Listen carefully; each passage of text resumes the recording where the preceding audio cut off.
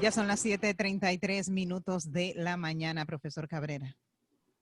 Así es, señora Flor Altamiranda, como le habíamos prometido a los oyentes, hoy hacemos un paréntesis sobre el tema de coronavirus, sobre el tema de Odebrecht, sobre temas, todos los temas de todos los días, porque vale la pena retomar, sí, en el caso nuestro retomar, porque varias veces a lo largo de varios años hemos conversado con nuestros oyentes y con los actores sobre el tema de la energía en Panamá.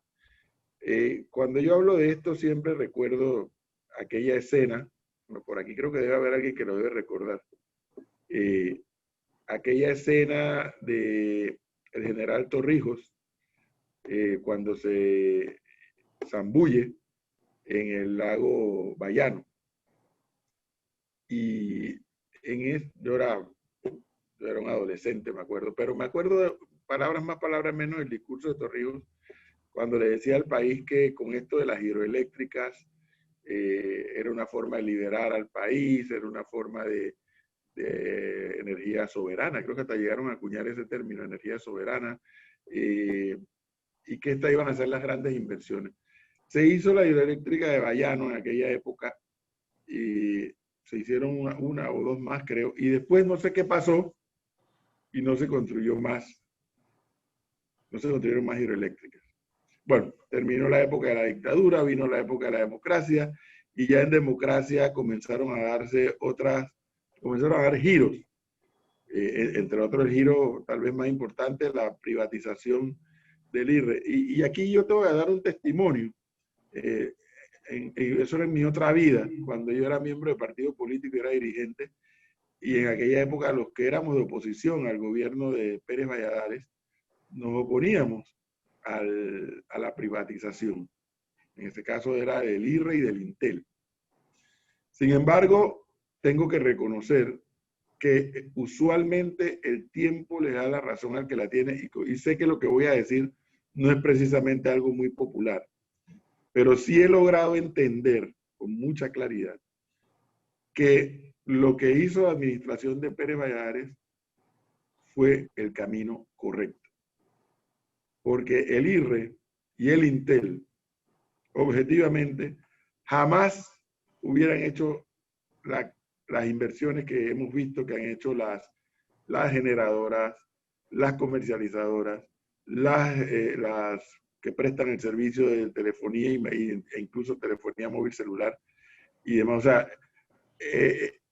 iba a ser muy difícil para que el IRRE y el Intel hicieran ese nivel de inversiones que se ha hecho desde que se inició este proceso de, llámele privatizaciones o llámele de concesiones.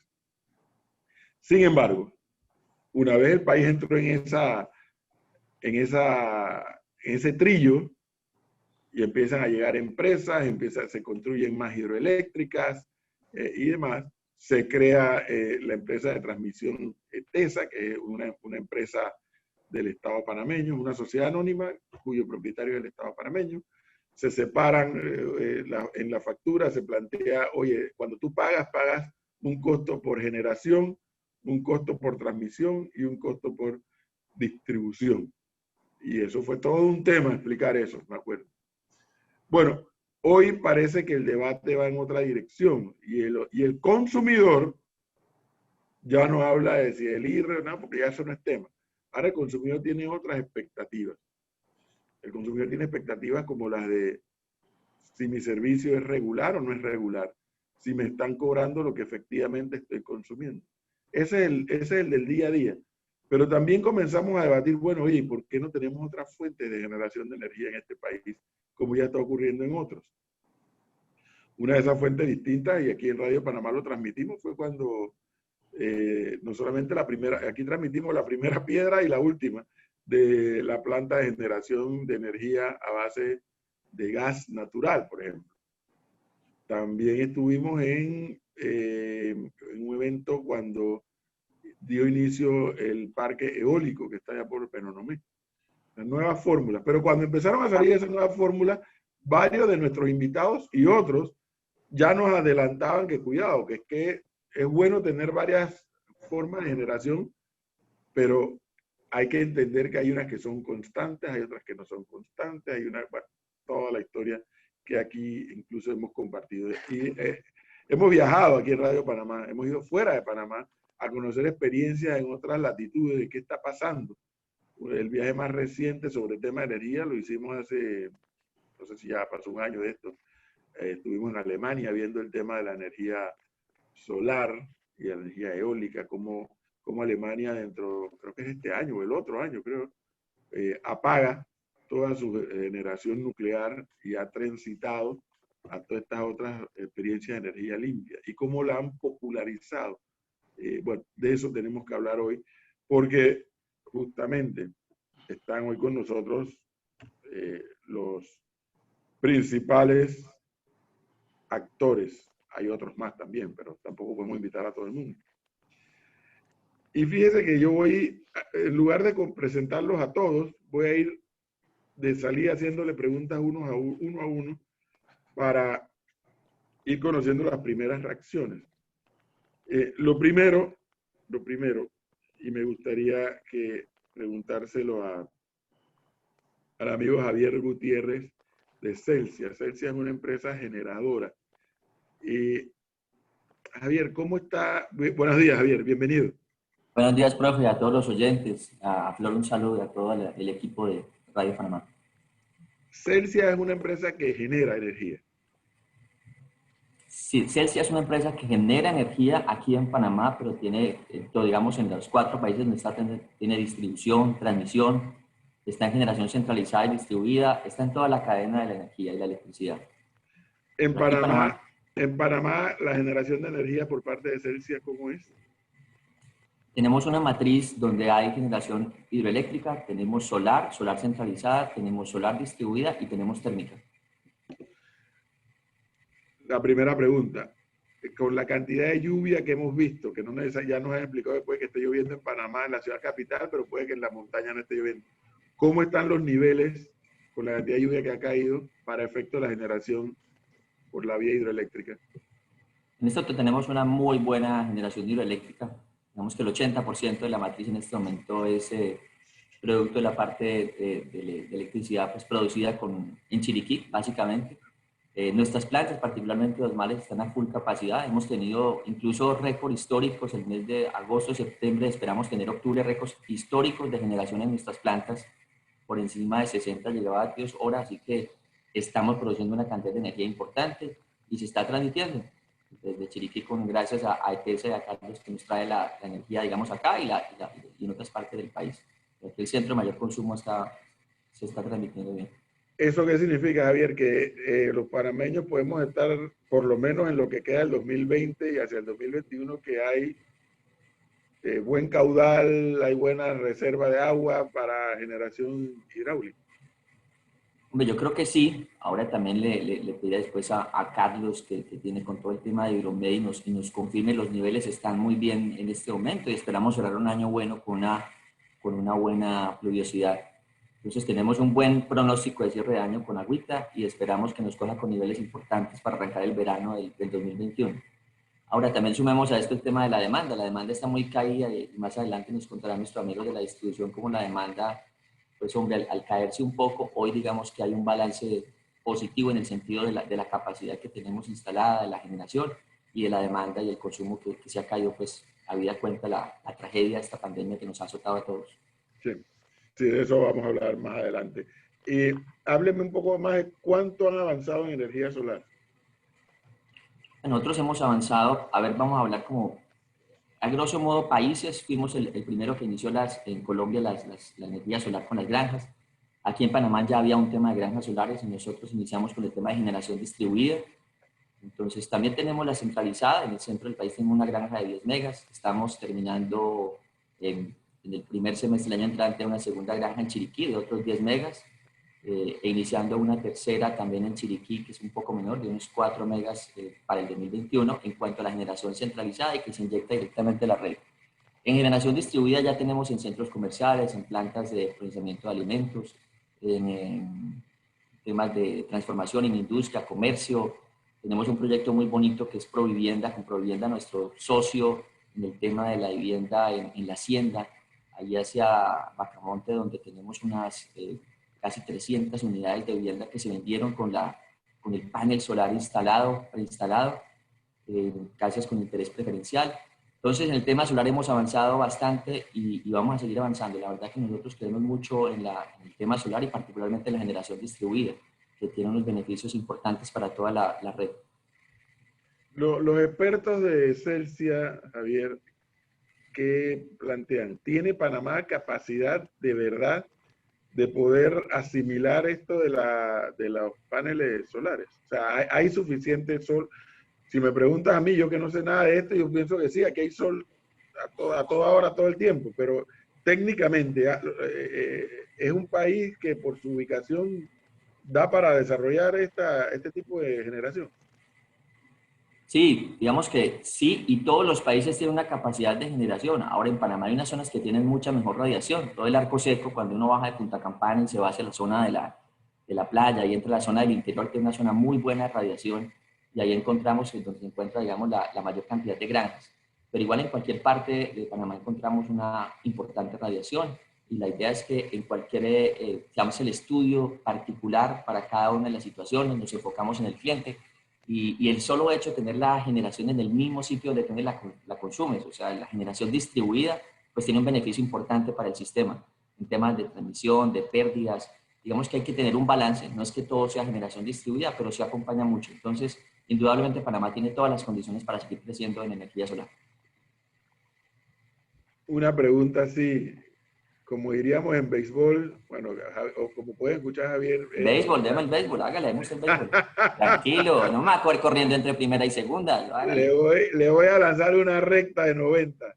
Ah, bueno, pero no me la dejé alta. ¿Qué hace falta en Panamá para desarrollar más el plantel de energía solar?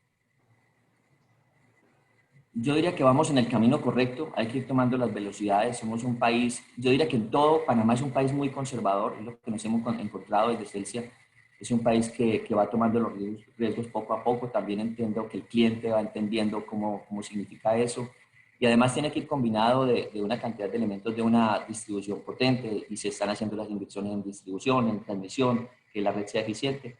Además, el solar necesita una combinación de la potencia firme, pues en la noche necesita también tener alimentación de otras fuentes. Por eso también la matriz nuestra es combinada y la térmica, que es también a veces tan, digamos, tan estigmatizada, es necesaria para tener un balance. Por eso cuando se habla del gas natural o la transformación de estos combustibles de transición o energías de transición son importantes para que haya un balance con la energía solar. Pero vamos por el camino correcto. Todos los, digamos, los generadores y los agentes estamos trabajando en ese sentido. Y en la medida que se dan pues, avances y crecimiento de la demanda, seguramente se irá creciendo más en el parque solar en Panamá. Bien, ahora en un momento regreso con Javier Gutiérrez de Celsia porque tratando de entender el tema de la generación, una vez se genera la energía, entonces aparece el otro actor que es ETESA, la empresa de transmisión eléctrica SA, y como nosotros está en la mañana de hoy, don Carlos Mosquera. Qué gusto verlo nuevamente. Buenos días. Un placer, profesor. Un placer saludarlo. Saludos a todo el equipo de Radio Panamá. Gracias. Con don Carlos Mosquera hemos hablado en otros programas también sobre el mismo tema. Y una de las preocupaciones que me quedó de las últimas veces que conversamos, don Carlos, es por razones que ya no vienen al caso discutir, porque ya supimos todo lo que pasó. La línea 3 demoró una eternidad y bueno, y con todos los costos que eso generó, y bueno, ya la línea 3 ya está al 100% funcionando, don Carlos. Sí, gracias por la pregunta, porque siempre se ha hablado y se ha repetido constantemente de que la línea 3 no está terminada. Y eso es un error. O sea, queda claro de que la línea 3 está terminada y entró a operar en el 2017. O sea, ella está construida al 100%. La confusión se crea porque dentro de los sistemas de potencia eléctrica, para que ellas puedan trabajar de manera nominal con los parámetros de voltaje, frecuencia y de manera eficiente, entra el factor de regulación por reactivo. Entonces, nosotros tenemos tres 3 líneas, la llamamos línea, pero en el fondo son 3 pares, o sea, 3 dobles circuitos. Cada línea tiene 2 circuitos trifásicos. Entonces ellos en el componente, debido a la longitud de las líneas, hay que hacer compensación reactiva en los extremos o parte de su recorrido. Esta compensación reactiva es la que nos va a permitir que la capacidad en algún momento de estas líneas sea más eficiente o menos eficiente, ¿ya? Porque lo que hace la compensación reactiva es regular el voltaje en los extremos y en la trayectoria de esta línea. Entonces, lo que complementaría el sistema, no la línea, el sistema de transmisión, sería la instalación de esos compensadores de reactivos. Nosotros tenemos los proyectos que están desarrollándose en ese sentido, que son los compensadores estáticos, uno que se van a instalar en Llano Sánchez y uno que se van a instalar en Panamá 2, conjuntamente con juegos de capacitores en la trayectoria de la red nacional, y eso va a hacer que esta compensación sea más efectiva y por ende el uso de esas líneas con respecto al transporte de potencia de energía va a ser mejor, va a ser mucho más eficiente. La línea está al 100% construida, terminada y en operación. Lo que falta es complementar la red o el sistema de transmisión con estos compensadores de reactivos. O sea, a ver, Carlos, espérense que no todos somos expertos. Aquí somos, los que los estamos escuchando a ustedes, los invitados, somos consumidores nada más. Correcto. Y si es en mi caso, cuando yo hablo de esto, me acuerdo en mi caso de mi clase de física en la escuela y no me quiero acordar de eso. La línea 3 está lista y está funcionando al 100%. Desde 2017 que entró en operación. Ok. La línea 3 dice no está en capacidad total. Habían dicho que para marzo de 2020, ¿y por qué esta demora? ¿Y cuánto va en multas por ese atraso? Me hizo un oyente acá. No, no es así. Gracias a Dios contesto realmente no es cuestión de multa, sería pago por generación obligada, ¿no? Y hasta la fecha, en lo que transcurrió el año pasado, 2019 y el 2020, nuestros costos de generación obligada han sido muy bajos. O sea, no ha habido ese problema por ahora.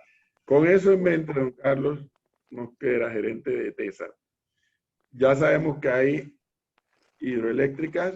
Usted nos explicó en unas entrevistas anteriores que no sé qué altísimo porcentaje de las hidroeléctricas están del lado de acá de Chiriquí, Bocas del Toro, algunas en Veraguas, y el problema era traer esa energía y por eso se necesitaba la línea 3. No había capacidad para traerla toda.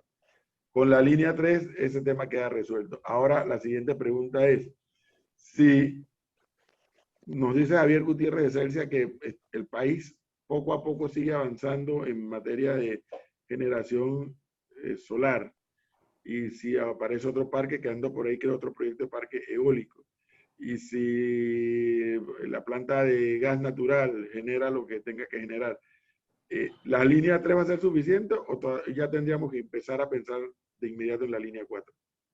Muy buena pregunta. Nosotros tenemos en la proyección, en base a las licencias y concesiones que se han tramitado en ACED, en la proyección hasta 2026, que es ahora mismo, estamos hablando de corto y mediano plazo, un desarrollo de casi 1.600 megavatios adicionales. De esos 1.600 megavatios adicionales, estamos hablando de casi 700 megavatios en lo que es solar y lo que es generación renovable, ¿ya? Entonces, esta generación, con excepción de la de gas natural licuado que se va a desarrollar en el área norte, en Colón, el resto se va a desarrollar en el área centro-occidental del país, o sea, en el área de Chiriquí, Boca del Toro y algunos proyectos interesantes en el área de las provincias centrales. Entonces, si nosotros hacemos esa proyección a mediano plazo, tendríamos un problema de transporte de potencia y energía si no hacemos el proyecto de la cuarta línea. El proyecto de la cuarta línea es un proyecto que va a atender justamente el problema de transporte, porque ya hay una proyección de casi 1.600 megavatios para aquí al 2026. Entonces, tenemos que tener la capacidad de transporte para poder mover esa potencia y esa energía de los puntos de generación a los puntos de carga o de consumo. Entonces, el problema, en la cuarta línea la han querido, algunos han comentado que no se requiere porque lo han comparado con otro tipo de problema, que es la matriz de generación, que nosotros no tenemos problema actualmente con la matriz nuestra. Tenemos una capacidad instalada de más de 3.500 megavatios. Pero el problema que se da y que nos lleva a desarrollar el proyecto de la cuarta línea es el problema de transporte de potencia y energía. Si ese proyecto no se hace a tiempo, repetiríamos el mismo error de la tercera línea, con costos superiores, muy superiores por generación obligada al no contar con esta línea en operación. Entonces, esa es la situación. Ese desarrollo de los proyectos entre el occidente del país, Chiriquí, Boca del Toro, el centro del país, que aquí a las 24, 26 debe estar desarrollándose, tenemos que tener la capacidad de transportarlo hacia Panamá. Entonces ahí ya el sistema que tenemos actualmente de las tres líneas existentes no daría capacidad para transportar esos casi 1.000 megavatios adicionales que se van a instalar en esa área. Entonces por eso que se hace importante el desarrollo de ese proyecto. ¿Y cuánto hemos avanzado como país, ingeniero Mosquera, en cuanto a la cuarta línea? O sea, más allá de saber de que va a ser la necesidad y demás, ¿ya se están dando los pasos? Sí, nosotros estamos en una etapa ya de una evaluación final del proyecto. Nosotros lo hemos analizado ese proyecto. Nos hemos detenido con respecto a lo que quería hacer la administración anterior. Lo hemos analizado, hemos evaluado el modelo financiero, que es muy importante. Hemos dado pasos muy precisos sobre el asunto del medio ambiente. Estamos abordando ya con un plan, estamos planificando el aspecto social también, que es un aspecto muy importante para este proyecto que podría ser inclusive la ruta crítica. Y sí hemos dado pasos muy significativos de manera tal de que a más tardar a inicio del año que viene deberíamos estar ya haciendo las acciones de la licitación pública de ese proyecto. La pregunta dolorosa, y es importante tenerla clara, la eventual construcción de una línea 4, si bien es cierto, es ETESA, la empresa del Estado panameño, la que la va a hacer y todo lo demás, pero al final el consumidor tiene que pagar todo esto, ¿no es así? Sí, eso es correcto. El costo de la línea entra como recuperación en ingreso máximo permitido, pero por eso hemos evaluado el diseño, el modelo financiero de una manera bien profunda y bien responsable, de forma tal de que el proyecto lo podamos hacer ya con un compromiso a largo plazo y que este costo no incide en la tarifa de una manera fuerte, ¿no? También yo aclaro pues de que dentro de la estructura tarifaria que se tiene actualmente, la transmisión representa un 7% de ese monto. Entonces, realmente la idea es hacerlo con una inversión a largo plazo, pagarla a largo plazo, para que entonces esa recuperación no incida fuertemente en la tarifa. Antes de pasar a los otros invitados, ingeniero Mosquera, aquí un oyente me escribe: este año van varios eventos de interrupción eléctrica nacionales a nivel de transmisión principalmente y también de generación. ¿Qué está pasando que se producen estas fallas? ¿El sistema necesita mejoras? ¿Cómo afectará? ¿Por qué se desconecta el sistema con Centroamérica? Sí, bueno. El sistema de transmisión o los sistemas de potencia eléctrica son sistemas dinámicos. O sea, el hecho de que exista un evento significa una operación que hace el sistema justamente para proteger que el sistema colapse o se produzcan apagones. Entonces, los eventos se dan. Eso se da a diario, los eventos se dan. Lo importante es que nosotros tenemos un sistema lo suficientemente robusto y lo suficientemente confiable para que tolera ese movimiento o esa oscilación que esos eventos a veces producen. Por ejemplo, se puede dar un problema en la interconexión y obviamente como estamos conectados, el sistema va a oscilar un poco. Pero el sistema es lo suficientemente robusto para que no se dé un apagón parcialmente grande o no se dé la falla o colapso del sistema.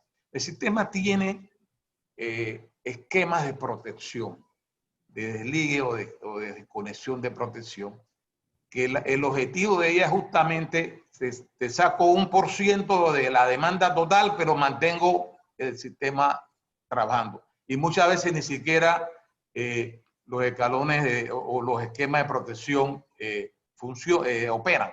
Simplemente la robustez y la confiabilidad del sistema hace de que el evento sea superado. Pero eso son cosas que se dan normalmente en un sistema de potencia a nivel mundial. O sea, eso es parte del sistema. Lo que nosotros estamos velando aquí es tener un sistema lo suficientemente confiable. Por eso es que estamos trabajando en el plan de mantenimiento preventivo, porque eso es parte de que el sistema tenga confiabilidad. Por eso estamos desarrollando los proyectos de inversiones para que entonces el sistema tenga esa confiabilidad necesaria, de forma tal de que cuando se dé un evento normal, que podría ser inclusive descargas eléctricas, aquí se han dado descargas eléctricas muy importantes, el sistema ha oscilado, pero no ha habido apagones.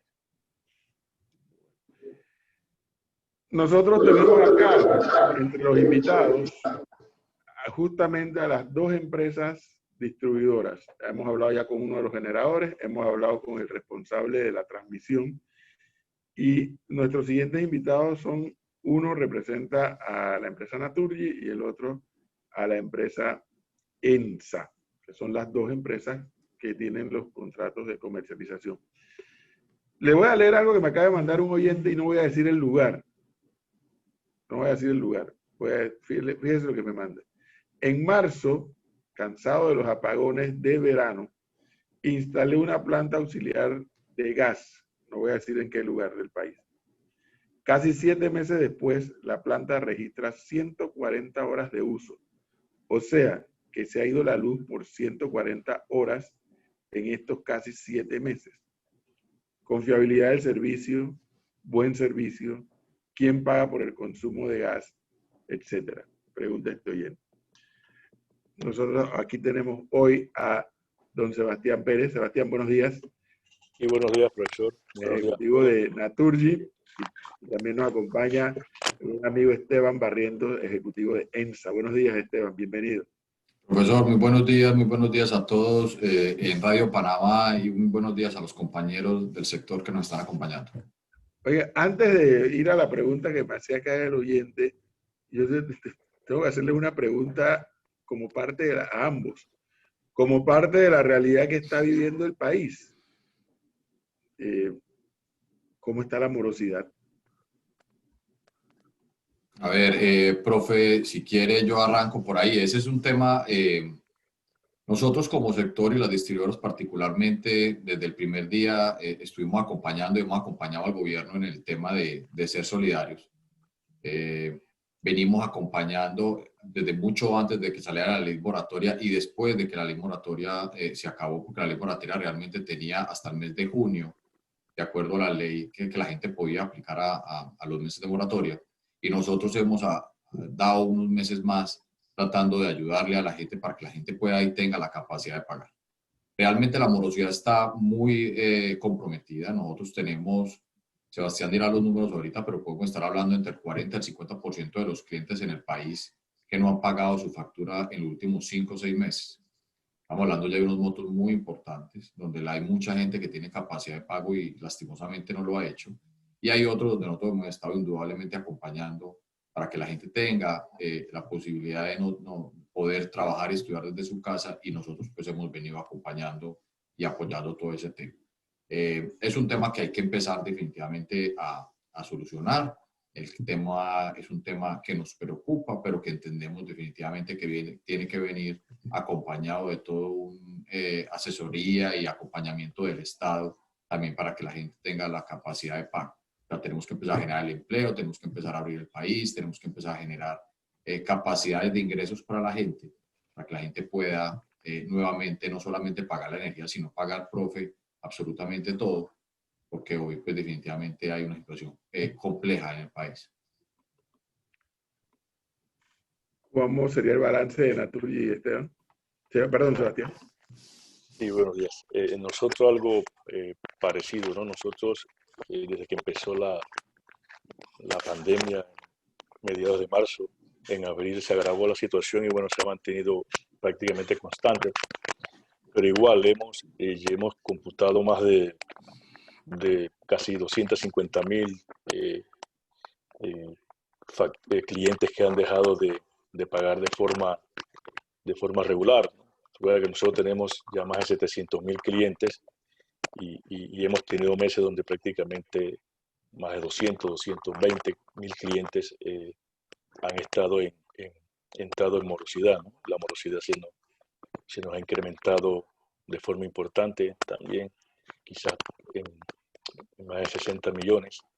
Pero bueno, igual que dice Esteban, hemos estado también desde el primer momento en las mesas de trabajo en el tema de la morosidad y brindando el servicio, ¿no? Para ahora que es mucho más necesario por el tema de la escuela, el teletrabajo, pero sí ha sido un impacto fuerte. Nosotros, por ejemplo,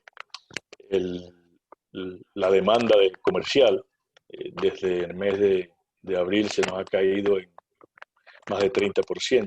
La demanda residencial ha subido un poco por razones que conocemos, pero bueno, eso se tradujo en los primeros meses en una caída de las ventas en cerca del 17-18%, que ha sido el impacto de esta pandemia, ¿no? Y todas esas cosas se han ido sumando, pero bueno, se comprende y la idea, como dice Esteban, y la esperanza es que todo esto vaya volviendo a la normalidad poco a poco y que las cosas se vayan estabilizando. Es evidente que ese tema de la morosidad es un tema con el que las empresas todas, y bueno, el país entero y el mundo entero tiene que aprender a vivir ahora porque no estamos en una condición normal. Pero ¿eso tiene alguna proyección directa, le pregunto a ambos, sobre el servicio de manera permanente o continua? Porque bueno, ustedes lo viven en carne propia, las quejas de que se va la luz, que se va 3 veces al día, que se va no sé cuántas horas, que se va... obviamente puede que haya un área del país donde sea más recurrente y menos en otra, pero hay una queja del consumidor en cuanto a que el servicio no es constante. Eso, antes de la pandemia, durante la pandemia, después de la pandemia, o sea, si yo le pidiera a ambos que en una línea le pudieran explicar al consumidor por qué el servicio no puede ser constante, o sea, cuál es la razón por la que el servicio no puede ser constante. Bueno, empiezo. Nosotros tenemos una red, tenemos 27.000 kilómetros de red en EDEMET y EDESI, que son las empresas nuestras del grupo, cantidad donde más del 95-96% de esa red es aérea. La red aérea muy vulnerable, ya lo comentó el ingeniero Mosquera. Incluso la red de transmisión mencionaba el problema de tormentas eléctricas, problemas de mal tiempo.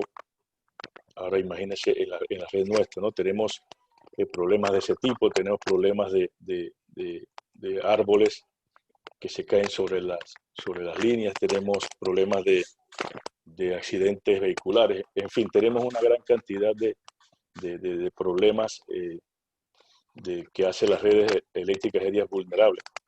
Las empresas tenemos también planes de mantenimiento, también tenemos momentos en que puede deberse a un equipo, tenemos cientos de elementos de la red que puede haber fallado o algún punto donde requeramos mejorar un poco la poda y se producen las incidencias, ¿no? Pero bueno, la red es la red que tenemos, la que estamos mejorando. Nosotros estamos haciendo inversiones también para hacer redundante cada vez más la red. Tenemos un proyecto de inversión de mejora de calidad por casi 400 millones para prácticamente llevar a todas las ciudades, a todas las comunidades, sobre todo rurales, que tengan circuitos de respaldo. No, en la mayoría de las comunidades más apartadas rurales no hay circuitos de respaldo, son circuitos muy largos, aéreos, donde tanto para mantenimiento como para cuando se produce una incidencia no tenemos posibilidad de respaldarlos y el cliente los resiente. Nosotros lo entendemos perfectamente y créanme que estamos haciendo lo que esté en nuestras manos para atenderlo, ¿no? Y va de las manos en hacer inversiones, en redundancia, mejora reforzar la red meramente por calidad, reforzar y seguir adelantando en los planes de mantenimiento. Y sí, nuestro interés también es que la calidad del servicio sea siempre lo mejor, y cuando tenemos una avería nosotros no paramos, nosotros tenemos brigadas 24/7, tenemos más de 400 brigadas o cuadrillas atendiendo la red. En este momento esa cantidad de brigadas están en algún momento tocando la red para hacer algo, para hacer un mantenimiento, para hacer una poda, para hacer adecuaciones, para hacer nuevas instalaciones. Y es nuestro afán, profesor, y a los que escuchan, que cada vez sean menos. Pero sí, tenemos mucho por delante y puntos que mejorar, ¿no? A veces tenemos mal tiempo que llega repentinamente, los avisos o los reportes de interrupciones se nos suben de forma repentina.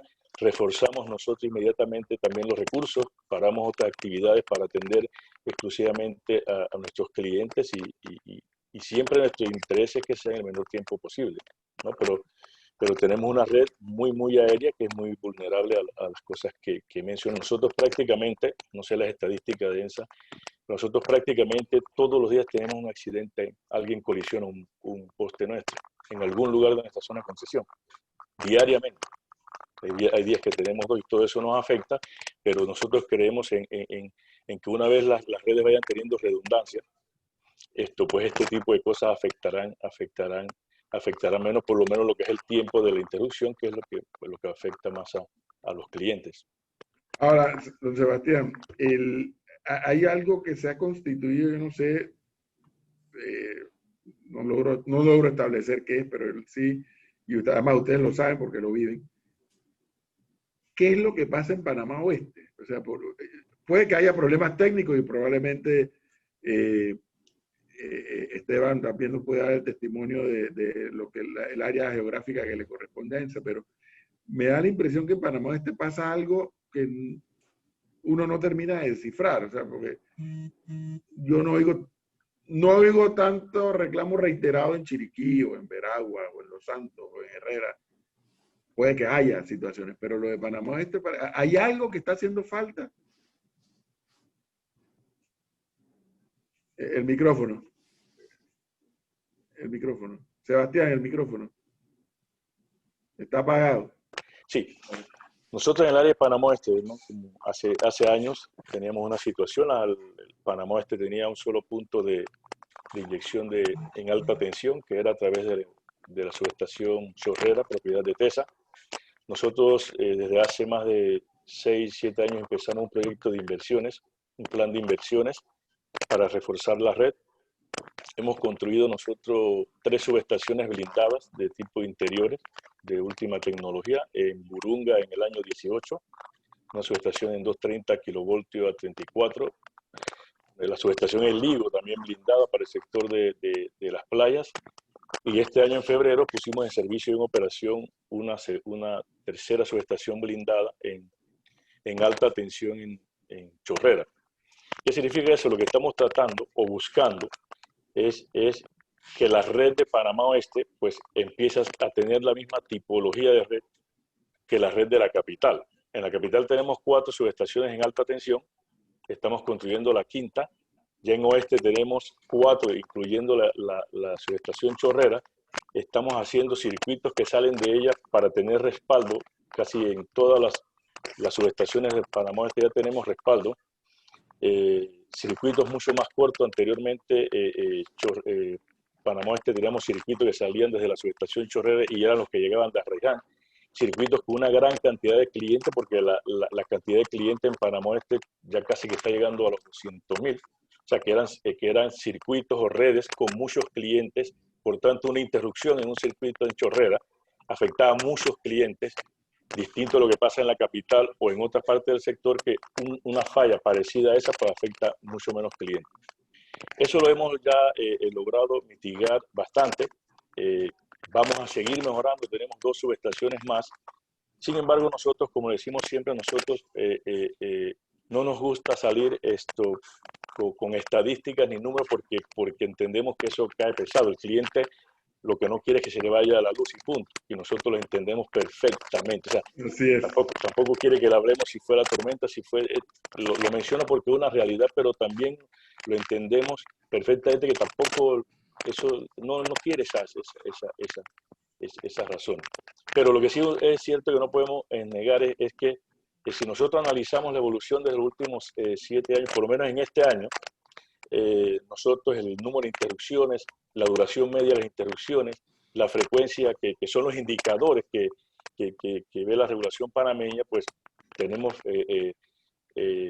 números que muestran que está mejorando la calidad del servicio de forma importante, inclusive a razón de 2 dígitos, pero entendemos también que tenemos que seguir mejorando, lo vamos a seguir haciendo, tenemos mucho más inversiones por delante que hacer en estos 4 años que empezaron del 18 al 22, al 2022 tenemos 470 millones, hacemos más o menos 120 millones en total por año, de los cuales por lo menos 40 son en Panamá Oeste. Por tanto, la red de Panamá Oeste ha ido evolucionando mucho, pero cada día el tipo de cliente exige más calidad y nosotros lo entendemos, tenemos que asumirlo, afrontarlo e ir de la mano con el crecimiento y mejorándola. Pero hay mejoras importantes con estas inversiones porque ahí están, se pueden ver, son 4 subestaciones de última tecnología blindada, para evitar el tema que después también hablamos en verano, antes que me lo pregunte, de la contaminación. Pues hemos construido estas subestaciones tipo encerradas, que usted las ha visto, las han visto nuestros clientes, y la idea es esa. Nosotros no tenemos ningún interés que existan fallas en el suministro de electricidad por muchísimas razones. Bien. Lo importante es que lo tenemos detectado, hemos actuado en consecuencia fehacientemente, hay indicadores que lo muestran, nuestros clientes exigen más, por supuesto, bienvenido, y vamos a seguir haciendo lo que tenemos que hacer para seguir mejorando, profesor. Don Esteban Barrientos, ¿cómo es la situación en el caso de EMSA, en el área de trabajo de EMSA? A ver, profesor, nosotros indudablemente tenemos algunos cortes son programados. Como bien decía Sebastián, nosotros pues tenemos que hacer mantenimientos permanentes a la red y muchas veces cuando hay que hacer mantenimientos tenemos necesariamente que cortar el servicio por múltiples situaciones. Por ejemplo, antier tuvimos que cortar cortar el servicio y se quedaron por fuera 35.000 clientes. 35.000 clientes que se quedaron por fuera porque hubo un daño del IDAN, que el tubo que tenía que arreglar el IDAN estaba muy cerca de la línea de transmisión, de la línea de distribución nuestra, que era una línea de alta tensión, y teníamos que desconectar lastimosamente los clientes para poder que el IDAN hiciera ese trabajo y no tuviera ningún inconveniente. Entonces, eso pasa, pero indudablemente nosotros, si usted coge los indicadores, profe, y esto lo pueden validar en la SEP, que es el que nos hace un seguimiento juicioso y permanente, nosotros estamos cumpliendo los indicadores de calidad muy bien cumplidos. De lejos estamos nosotros cumpliendo los indicadores de lo que es duración de los cortes y lo que es la frecuencia de los cortes. Indudablemente tenemos puntas en los sistemas que son muy complejos, tenemos zonas como Colón, difíciles por su clima, por su vegetación, por la cantidad de lluvias. Hay zonas donde hay demasiadas descargas eléctricas y que le hace demasiado daño al sistema eléctrico, pero definitivamente nosotros hemos invertido alrededor de $500 millones, profe, en los últimos 5 años. Y eso se ve en la calidad del servicio que estamos prestando. Hay que seguir trabajando. En los últimos 4 años es el periodo donde más subestaciones hemos construido, donde más hemos remodelado o actualizado subestaciones en todas las zonas de concesión, y eso nos ha permitido definitivamente tener una red muchísimo más potente, que tenga más redundancia, que cuando tengamos un daño podamos transferir cargas de una subestación a otra, de un circuito a otro. Hemos invertido mucho en tecnología también para poder tener un mayor control y más rápido de la misma red, para poder hacer transferencias más rápidas y poder, cuando tengamos un daño, tener automáticamente poder hacer ese tipo de cosas. Yo creo que la tecnología nos va a acompañar mucho en eso, ha venido avanzando mucho, y en eso nosotros venimos haciendo unas inversiones importantes. Entonces,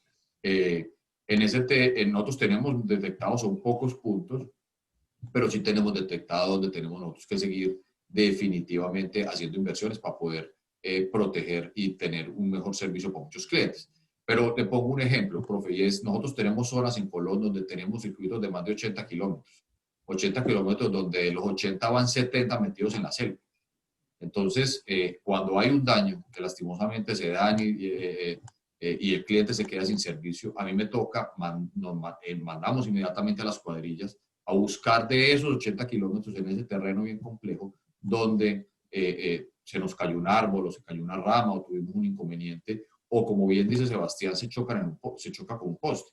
También nos pasa frecuentemente donde un camión sale y arrastra una línea eléctrica o se da contra un poste o jalan los cables, y también eso genera definitivamente muchas veces o un mal servicio, o la gente ve una afectación en el servicio eléctrico.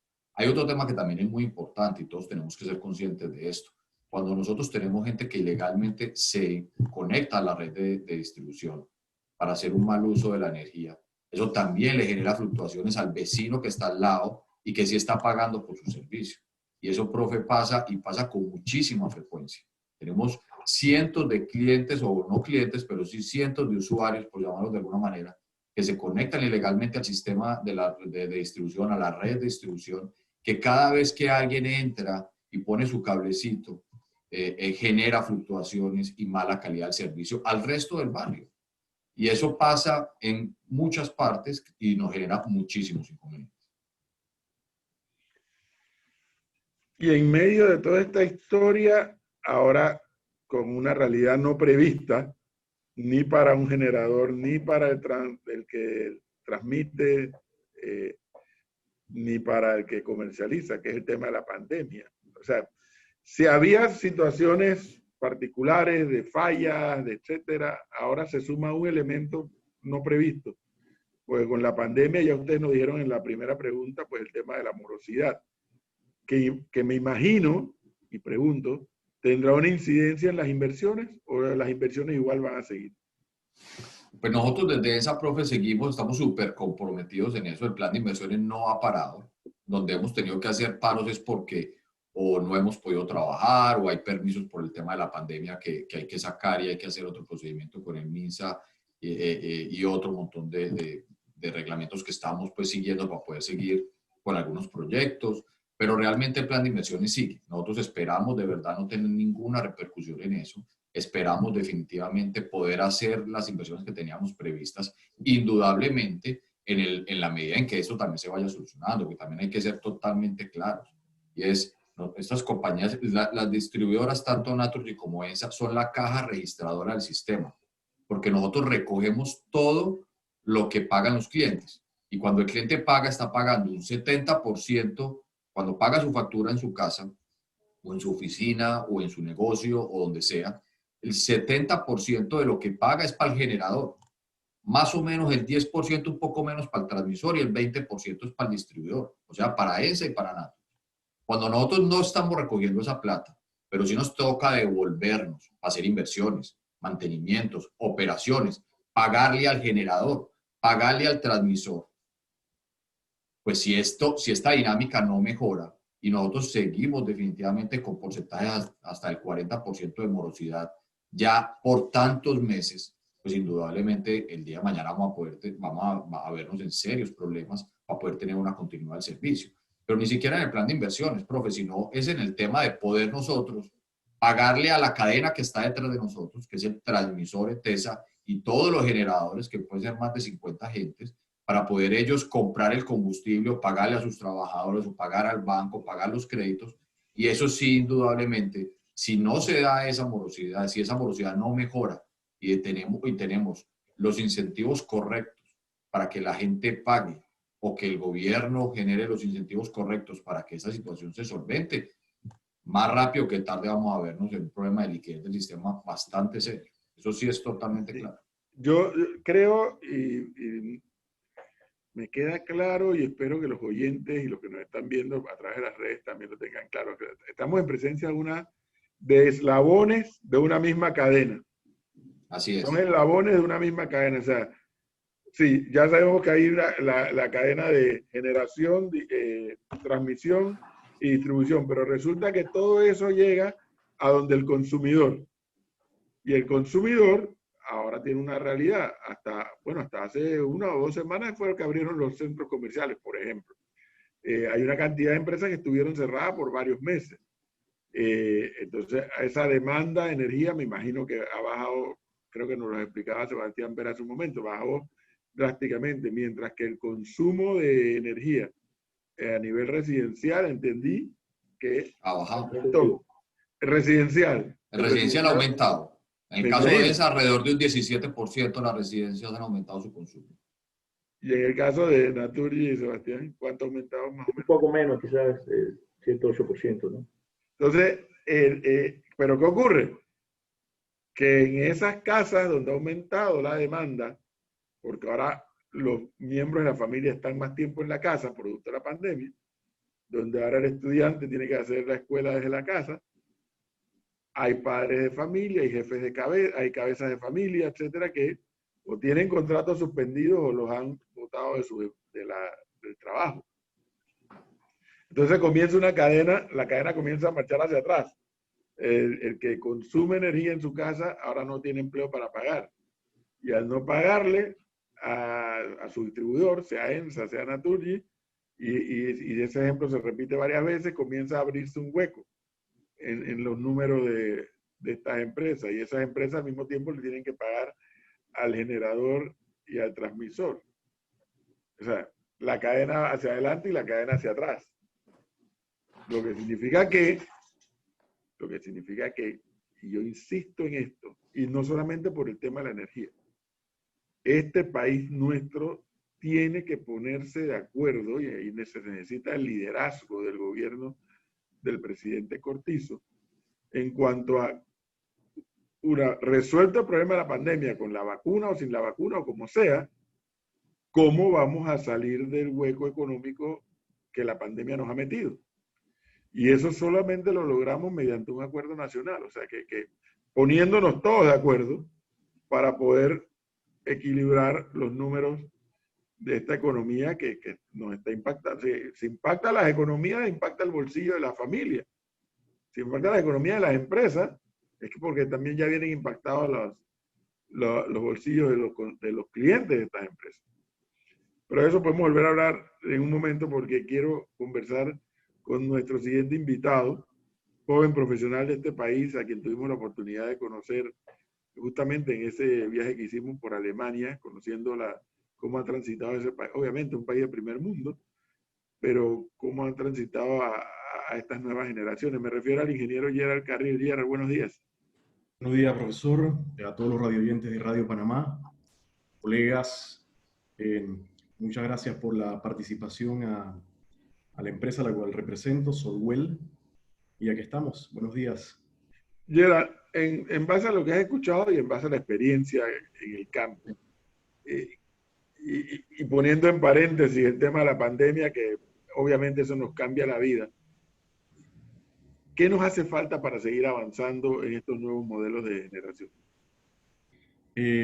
Interesante pregunta, profesor. Yo diría, en base a la experiencia que he tenido todos estos años acá en Panamá, que hay algo que no se ha conversado en este momento y es lo que voy a mencionar, que es conectar al usuario con la información. Yo le pongo un ejemplo de nuestras oficinas regionales. Hicimos un censo de cuántos sabían leer su factura eléctrica. El 80% decía que sabía leerla, pero en realidad solamente el 20% sabía hacerlo. Entonces, con eso le digo que que quizás el panameño y el latinoamericano en sí no ve la energía renovable como, o esta transición energética como una prioridad. Entonces hay que culturizar. Eso diría yo que es lo que está faltando. Pero culturizar ya era que el consumidor entienda el tema. Que entienda el tema, no lo entiende. No lo entiende. ¿Qué es lo que habría que entender? No capto. ¿Qué Por es lo que ejemplo, tenemos que entender? lo pongo con esta parte. Vamos a verlo desde el punto de vista país. Con cada dólar que se invierte en la energía renovable, es un dólar que se queda en el país, que no sale, que no sale con la compra de combustibles fósiles de la cual no somos productores. Empezando por ahí desde el punto de vista país. Y desde el punto de vista micro, como consumidor o usuario final, no sabemos la importancia de darle lo que es un buen uso a la energía. O de las facilidades de tener una planta de generación distribuida en nuestra propia residencia. No sabemos que podemos optar a eso, pensamos que es caro y por eso nos limitamos a probar esto. Eso que estamos hablando de una estrategia como país. Sí, correcto. O sea, Sí. lo que estoy oyendo, Gerald, es que en la medida que el país tenga más energía las hidroeléctricas, más energía eólica, más energía solar, más energía, no sé cuáles otras pueden haber, en esa misma medida, ¿qué? Abaratamos el costo, en esa misma medida ya aplicaste de que no se va un dólar para afuera. Sí. Así mismo es de hecho, la Agencia Internacional de Energía recientemente confirmó que la energía solar es la más barata en estos momentos. Nos falta conectar toda esta información que dicen los colegas, que es una información técnica valiosa, con el usuario final. En cuanto al buen uso de la energía o las posibilidades de generar tu propia electricidad. Pero ¿quién y cómo se determina esto? Porque, a ver, cuando se dieron los pasos aquella vez con lo del IRRE, Sí. se estableció el sistema como lo encontramos hoy en día. Lo que no estoy captando, Gerald, es quién define o quién decide una idea como esta que nos estás planteando. Hay un plan que puso en marcha la Secretaría Nacional de Energía, es el Plan 2050, donde se colocan ciertas metas que se deben cumplir a través de los años. Sinceramente no hay una visibilidad de que los pasos se estén dando. Yo diría que esa conexión, viéndolo desde el punto de vista estatal, más allá de la responsabilidad de las distribuidoras y la empresa de transmisión o las generadoras, va agarrado de la mano de una estrategia por parte de la Secretaría Nacional de Energía, que es el ente vocero que debe comunicarle toda esta información a los usuarios finales. Pero se escuchaba muy mal. Pero, a ver, quiero... ¿Y cómo se oyó hasta ahora? Sebastián, tiene el micrófono abierto. Oye. Sebastián tiene el micrófono abierto y le estamos acá escuchando la conversación. Oye, pero don Javier Gutiérrez, regresando acá con Celsia y en base a lo que acabo de escuchar de Gerald Carrillo, ¿será que en Panamá, o sea, ya hay una situación? Generador, transmisor, distribuidor, ya sabemos que eso existe. Nos está diciendo Gerald que en su opinión, en la medida que, yo digo, popularice o democratice más el tema de la generación, todos ganamos. Yo vengo oyendo de que algún día la generación será más barata. Omar Torrijos lo dijo cuando vayan, porque cuando hagamos más hidroeléctricas será más barato. Yo no sé cuántas hidroeléctricas más caben en Panamá, pero no percibimos que es barata la energía. Es que ahora con la eólica y con la solar va a ser más barato, pero instalar eólica, ya nos explicaron que la eólica no es tan firme, o sea, no es firme y constante, pero ¿cuándo va a ser más barata? O sea, ¿qué decisión es la que hace falta? Profe, mire, aquí digamos que hay varios elementos acerca de cómo llegar a un tema más económico. Primero, hay un tema de percepción, como usted bien lo dice, pero uno comparado con muchos países no está, digamos, no es de los peores países, ni mucho menos. Es un país, digamos, que en un estándar más o menos de un nivel del costo y al final, al consumidor final. Pero más allá de eso, tenemos temas por mejorar. En el tema de transmisión, bien lo decía Carlos, se requiere llegar a la cuarta línea para no tener que pagar energía obligada en algún momento. Entonces, esos elementos hay que corregirlos. El hecho que usted mismo dijo cuando se dio la transformación en la privatización, profe, en el 97, 98 aquí en Panamá, y ha dado que haya inversión nueva, privada en el tema de generación, ha permitido traer estas tecnologías. Efectivamente, como dice Gerald, el tema de las energías renovables, particularmente las no convencionales, son más económicas kilovatio hora mirado, pero se requiere un CAPEX inicial importante. O sea, para hacer la inversión del panel, o como dice usted, en un parque eólico, hay que hacer una inversión muy importante. Y esa inversión, obviamente, en un estado, en una sociedad con escasez de recursos, requiere un inversionista privado. Entonces, se requiere también una plataforma donde haya una seguridad jurídica, y esa seguridad jurídica a través de unas licitaciones que sean, digamos, de largo plazo, que permitan a los inversionistas poder hacer esos CAPEX, esas inversiones grandes de largo plazo para poder seguir creciendo en los parques si hablamos de generación centralizada. Por decir algo, un Penomet 3 o tener muchas otras granjas de 100, 200 megas. Esto requiere, en la medida que vengan los crecimientos de las licitaciones y la demanda, unas reglas claras de juego en las licitaciones que saldrán por ETESA, recomendadas por la Secretaría de Energía, y ahí con esa inversión, que es una inversión inicial alta que tiene que hacer el privado, pues seguramente en el largo plazo vamos a ir teniendo mejores condiciones del tema. Y yo creo que la transformación del parque térmico también ha sido importante en la medida que van saliendo algunos de la descarbonización de la matriz y vamos llegando digamos, combustibles de transición como el gas natural, se va a ir viendo eso en la tarifa lentamente. Pero también tenemos que hablar, y como decía, la parte de la educación, en el consumo, porque la percepción no es solo en la tarifa como tal, es que está muy cara, es que también el consumo también es a veces alto per cápita. Y el consumo requiere también educación en cuanto a cómo hacemos la parte eficiente de energía. Aquí estamos acostumbrados, y esto es un tema, digamos, de la humanidad como tal, a consumir más de lo que necesitamos, o por ejemplo no tener iluminación eficiente en tipo LED, o eficientes uso de la refrigeración o el aire acondicionado. En la medida que va bajando el consumo, se hace eficiente en temas de refrigeración, de iluminación, de sistemas eficientes incluso para el comercio y la industria, vamos a tener unas facturas menores, entonces, pero no asociadas al costo unitario de la tarifa, sino a la eficiencia energética. Y ahí tenemos que trabajar en la eficiencia energética.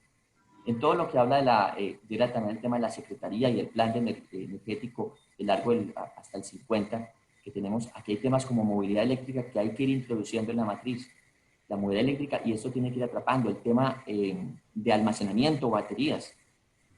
Maravilloso tener un parque absolutamente renovable, eólico, solar, pero necesita, como sabe usted, profe, la potencia firme que haya en las noches, pues no vamos a tener sol, en las épocas de más viento no vamos a tener eólico, y hoy el balance está, obviamente, con la generación térmica. Pero en la medida que la tecnología ha avanzado, estamos muy cerca de encontrar, digamos, un equilibrio económico para tener almacenamiento. El almacenamiento significará que en algún momento esa transición de esos combustibles va a llevar a tener almacenamiento. Si tenemos almacenamiento costo eficiente, que también requiere una inversión privada muy alta de CAPEX, pero vamos saliendo, digamos, del parque térmico en algún momento, tendremos ese balance entre renovables, de todos los tipos, renovables convencionales y no convencionales, más almacenamiento, y eso podría ir en la senda de la mejora. Entonces, eficiencia energética, seguridad jurídica para todos los inversionistas, limitaciones de largo plazo, educación que sea transversal a todo, digamos, a todos los consumidores, accesibilidad, el tema universal. Creo que aquí hay muchos puntos que tenemos que seguir desarrollando como sociedad, y tanto el sector público como el privado, pues tenemos que seguir trabajando en eso. En eso Celsia está comprometido y siento que los pasos que está dando la Secretaría en cuanto a la política son en ese sentido, pero nos falta seguir avanzando. Y hay que seguir trabajando todos y empujando la carreta. Ingeniero Mosquera, yo me imagino que hay un nivel de comunicación. Bueno, yo me imagino que todos ustedes como sector se comunican permanentemente, pero siempre me he hecho la pregunta, ¿cómo es el nivel de comunicación entre ETESA y la Secretaría de Energía desde el punto de vista de la coordinación y me refiero a que ETESA, como dije al inicio, es una empresa estatal, una sociedad anónima y cuyo dueño es el Estado panameño. Y la Secretaría de Energía, que es la responsable de establecer las políticas en materia de energía. La comunicación es lo suficientemente fluida, pregunto, para hacer la otra pregunta. Sí, la respuesta es sí. O sea, nosotros tenemos una coordinación muy estrecha, no solamente con la Secretaría Nacional de Energía, también con la ACET, porque somos los tres elementos que desde el punto de vista estatal tenemos que estar muy bien coordinados, y esa coordinación se da muy estrechamente, e inclusive dentro de las proyecciones, evaluaciones que son sustentos para la toma de decisión de esa política energética, ETESA le da apoyo a la Secretaría, y nuestra coordinación es muy estrecha y muy completa. Yo quería aprovechar para manifestar de que dentro del plan que se mencionó, de 50, la Secretaría lo está desarrollando, está muy enfocada en lo que es la transición energética, muy enfocado en lo que es la movilidad eléctrica y muy enfocado en lo que es la distribución, la generación distribuida. Ahora bien, estos son temas que cuando se hablan, muchas veces no se entienden, y muchas veces son más profundas de lo que se escucha. O sea, estamos hablando de temas que en sí son complicados. El mercado eléctrico por sí es complicado. Yo extrapolo inclusive el asunto de la docencia, hasta inclusive hay gente que están ligados al mercado, que necesitan también ciertas aclaraciones sobre el mercado, porque es dinámico, es complejo, es robusto. Entonces, es importante, pues la Secretaría ha desarrollado o está desarrollando dentro de su programación y sus políticas lo que le he mencionado. Otra cosa que quería señalar, nosotros aquí durante la pandemia, que nos ha azotado casi 7 meses, el sector eléctrico, llámese generadoras, transmisor, distribuidora, hemos trabajado muy estrechamente, de manera de que ver como grupo, como sector, los problemas que ha generado esta pandemia. Nosotros, como experiencia positiva, traigo esa colación, porque hemos tenido una coordinación mucho más allá de lo normal para resolver los problemas que el sector así lo ha meritado. Y cabe destacar que el sector eléctrico no ha dejado de trabajar en ningún día. Inició en marzo el asunto de la pandemia, y el sector eléctrico, llámese generadora, transmisor, distribuidores, no ha dejado de parar, no ha dejado de elaborar, no ha dejado de cumplir sus funciones operativas con sus colaboradores, con el personal que se requiere para mantener justamente el sector funcionando y operando. Así que eso es algo que podemos sacar como positivo dentro de lo malo que ha significado la pandemia. En ese sentido, ingeniero Mosquera, la pregunta sería, porque la administración del presidente Cortizo lleva tan solo 15 meses de los 60 que le corresponde administrar. ¿Qué podríamos esperar los panameños en materia de energía? En lo que usted puede conversar con ETESA, con lo que conversa con el secretario de Energía, etcétera, y me imagino que en más de una ocasión con el propio presidente. ¿Qué proyectan de aquí a los 45 meses que todavía le queda de gestión al presidente Cortizo en materia de energía, en donde los panameños podemos decir, bueno, ya nos habló de la cuarta línea, por ejemplo? Debo asumir que eso estará en la proyección de estos 4 años que quedan por delante. Podríamos estar esperando algo más, en donde además el tema de la cuarta línea, los panameños van a decir, bueno, si esperamos 1 año más, 2 años más, vamos a tener tal o cual decisión que nos va a ayudar a los consumidores, sin menoscabo de las empresas, pero que nos va a ayudar a los consumidores a tener nuestra energía constante, a que el costo trate de bajar, etcétera. Bien, pregunta muy interesante.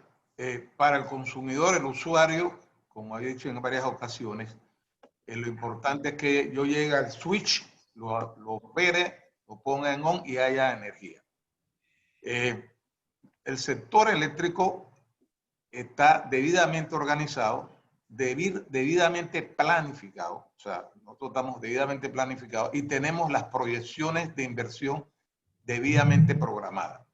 El mensaje que yo puedo mandar como sector al usuario normal, nominal, común, es que dentro del desarrollo en los próximos 4 años del sector, en términos, por ejemplo, en ETESA, de las inversiones, nosotros tenemos la responsabilidad de desarrollar esas inversiones tal como lo estamos haciendo, de manera tal de garantizar la estructura básica de la transmisora o el transmisor para que el transporte de energía y potencia se dé sin ningún problema y se dé de forma eficiente y confiable. Estamos desarrollando esa planificación, ese programa de trabajo, de forma tal de que el usuario a corto y mediano plazo tenga la garantía y la seguridad de que va a contar con su energía y su potencia que requiera. Además de eso, también estamos desarrollando, como ya lo mencioné hace un rato, el plan de mantenimiento preventivo, que es muy importante. Nosotros debemos mantener la red, la estructura, en óptimas condiciones. Y la única manera de hacerlo es desarrollando un plan extensivo del mantenimiento preventivo. Estamos trabajando de lunes a domingo, 24/7 prácticamente, de manera tal de normalizar esa estructura, las condiciones de la estructura de transmisión. Entonces, el mensaje es claro y preciso. No hay que preocuparse, la matriz tiene capacidad suficiente, las estructuras para la transmisión de energía y potencia también tienen la capacidad suficiente y dentro de la programación de las inversiones que se hacen necesarias para lograr que esta estructura esté modernizada, normalizada y adecuada para ese desarrollo, se están dando. Como prueba, yo les puedo mencionar que en el último año que hemos invertido y desarrollado el plan de inversión, nos hemos gastado más de $100 millones en el área de transmisión para justamente cumplir con ese objetivo que es muy importante para garantizar pues la eficiencia de la red y garantizar el servicio. Don Carlos Mosquera, aquí un oyente me escribe, entiendo que salen unos 500 MW, debe ser megawatts, de térmicas del sistema y las plantas de gas por entrar no tienen fecha definida, sumado a los 3 años de demora la línea Panamá-Colón. Si la demanda máxima se recupera más rápido, ¿podremos tener problemas de suministro? Pregunta. Sí, bueno, lo de los 500 megas, obviamente hay 5 generadores que han solicitado a la SED, que es la entidad que aprueba la discontinuidad de la operación de las plantas generadoras. No obstante, solamente hasta el momento hay una sola planta que ha salido del sistema. Ahora bien, para garantizar la potencia y energía de esos 3 años que se están mencionando, a solicitud de la Secretaría Nacional y previa evaluación correspondiente de esa proyección, de ese requerimiento de demanda y de energía, se está tramitando, se está trabajando en una licitación de corto plazo, que sería por esos 3 años, para llenar esos espacios y poder tener esa potencia de energía que se requerirá en esos 3 años mientras entran los proyectos de gas natural licuado. Así que ya eso, los pasos se están dando. Nosotros estamos en una etapa de una verificación que establece la norma con las distribuidoras para entonces establecer y entonces hacer esa licitación de corto plazo, que va a garantizar que no haya escasez ni necesidad de potencia y energía en el país. Dicho eso, don Sebastián y don Esteban. Usted sabe que yo resumo parte del problema. O sea, a mí me queda claro por cuando escucho a los generadores, como Javier Gutiérrez de Celsius, cuando escucho al ingeniero Mosquera de TESA, o sea, me queda claro cómo funciona el sistema. Cada vez que hablo con todos ustedes, a mí por lo menos se me aclara más el panorama. Pero obviamente, si esto, y ustedes lo viven, tanto Naturgy como ENSA lo viven a diario, tal vez uno más que otro, el consumidor al final, el cliente. Porque el cliente dice, yo no sé si me vas a poner energía solar, si me vas a poner energía nuclear o si me vas a poner energía de carbón. Yo lo que quiero ver es mi recibo, que tú me estés cobrando lo que yo estoy consumiendo. La importancia de la certeza del consumidor, que la empresa que le está dando el servicio le está cobrando lo que es. Ojo que no estoy diciendo que le están cobrando de más, ni que le estén cobrando de menos. Lo que estoy diciendo es que si ya los panameños, y yo creo que para esta altura los panameños ya lo tienen claro, que una cosa es la generación, que una cosa es la transmisión y que una cosa es la distribución, me parece que hay un eslabón que está haciendo falta. Y es el dichoso tema del medidor, el consumo. A mí jamás se me hubiera ocurrido ponerme a entender cuando habían eran unos relojitos. Eran como 3 o 4 relojitos de un medidor. No es que se impone el número acá y así tú sabes, no. Eso yo jamás lo hubiera entendido.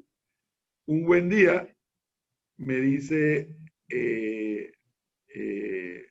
ahora Naturgy, cuando era Fenosa, me dice, no, vamos a cambiar el medidor a un medidor digital, creo que se llama, donde el operario desde afuera de la casa, creo que una pistola, mide y ya listo. Bien.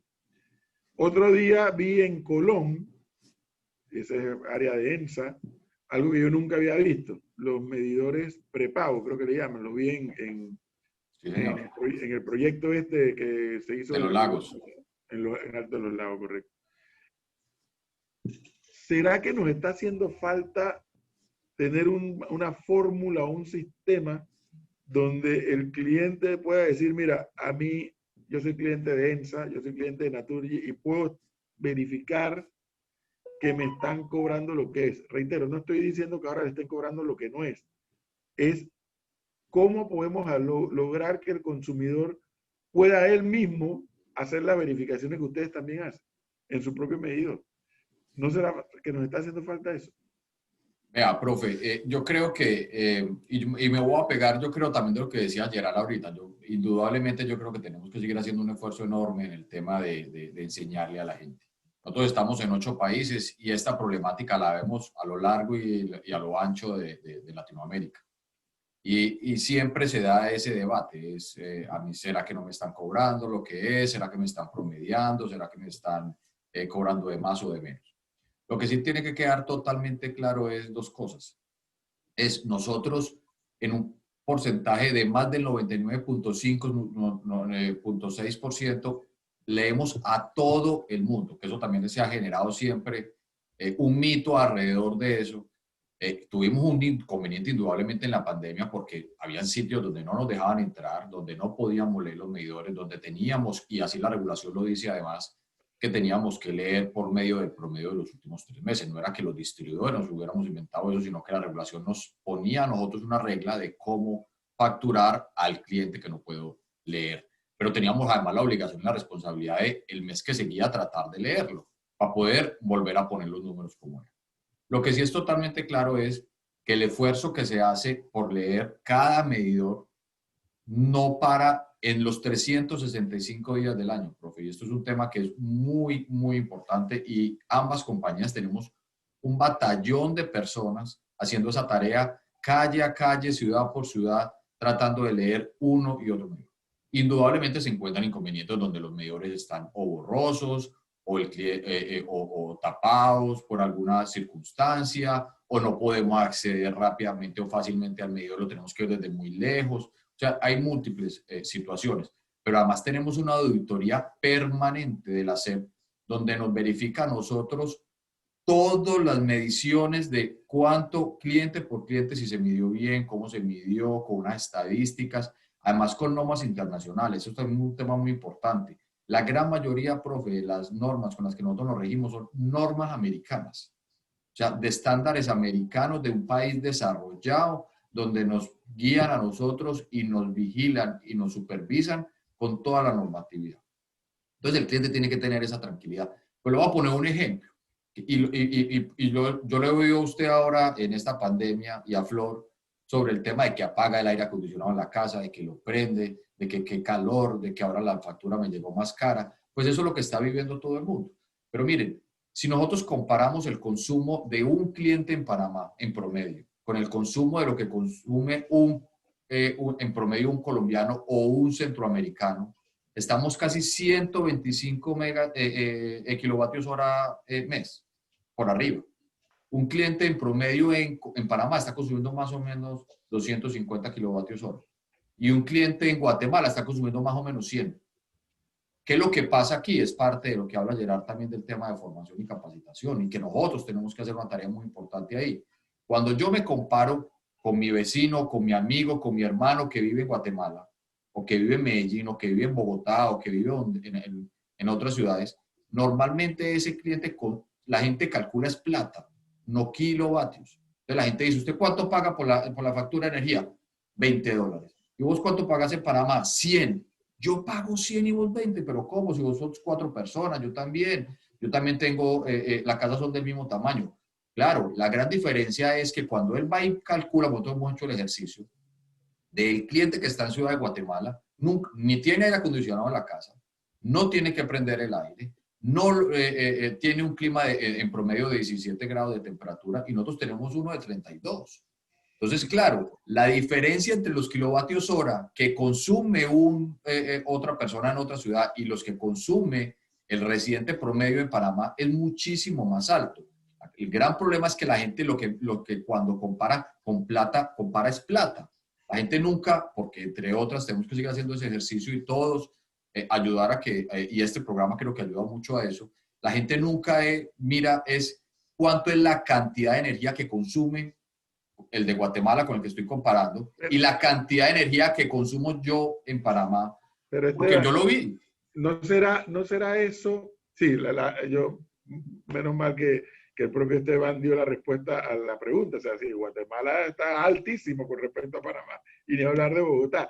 Pero, fíjense, ahí es donde creo que lo que nos está haciendo falta. Si yo tengo un servicio de internet en mi casa, yo puedo tener una aplicación que me indica si lo que yo estoy pagando de no sé cuánto para subir y no sé cuánto para bajar, si me lo están dando. Sí. Hago una aplicación así, dice, sí, tienes tanto para subir y tanto para bajar. Y entonces yo le puedo reclamar a la empresa que me suple el sistema de internet. Me da la impresión que algo parecido es lo que está haciendo falta en el caso de la electricidad, para que el consumidor diga, bueno, yo hice mi medición, yo cambié mis focos a LED, yo cambié, si uso aire acondicionado, lo cambié a inverter. Yo hice y estoy verificando que sí me ha bajado. Yo, de hecho, di el testimonio aquí en la emisora cuando cambié 3 aparatos de aire acondicionado a inverter, a mí me bajó la facturación. No puedo decir lo contrario. O sea, parece que está haciendo falta algo donde el consumidor pueda decir, efectivamente, yo estoy verificando que yo estoy consumiendo lo que me está. Pero para allá vamos, profe. Mire, nosotros tenemos 27,000 usuarios que tienen los medidores prepagos que usted habló ahorita.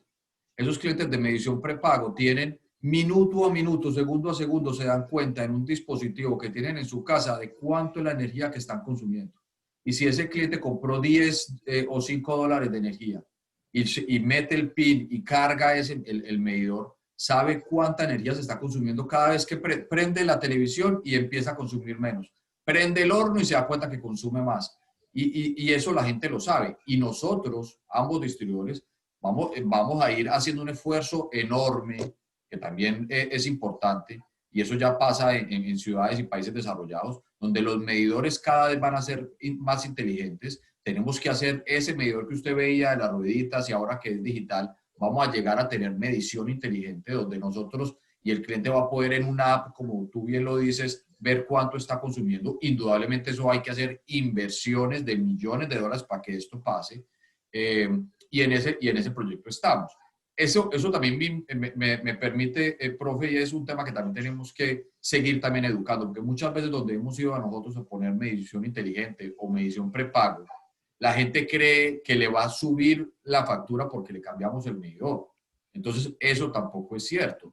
Mide exactamente lo mismo. Al revés, nos va a permitir ser mucho más eficientes a la hora de la lectura, a la hora de la facturación, y el cliente va a tener muchísimo más información que la que tiene en este momento. Entonces, también es una invitación a que todo el mundo permita, porque a veces no nos lo permiten, llegamos a muchos barrios a poner medición inteligente, donde los mismos usuarios, los mismos barrios, la misma gente de la comunidad sale a protestar que porque no quieren los medidores. Entonces, también tenemos que permitir que la tecnología la podamos regar alrededor, a lo largo y ancho del país, para poder que la gente tenga esta medición que usted está pidiendo, profe, que existe la tecnología y tenemos la voluntad de hacerlo. Sebastián, me están inundando mi WhatsApp. Dice que en las casas de playa no ha habido gente y les están cobrando. Sí, yo quisiera agregar también a lo de Esteban. Es así, ¿no? Definitivamente, como dice Gerald, un proceso que hay que seguir siempre, de educación y de enseñar a los clientes a interpretar y a ver cómo se interpreta tanto el recibo como la lectura, ahora que es mucho más sensible, son medidores electrónicos y digitales, ¿no? Pero igual nosotros intentamos, siempre el objetivo es leer el 100% de los medidores mensualmente. No se logra al 100, como dice Esteban, nosotros a veces el 98, porque tenemos medidores donde en ocasiones no dan acceso. Hay veces que llegamos a un edificio y el consejo pues, no deja entrar y punto.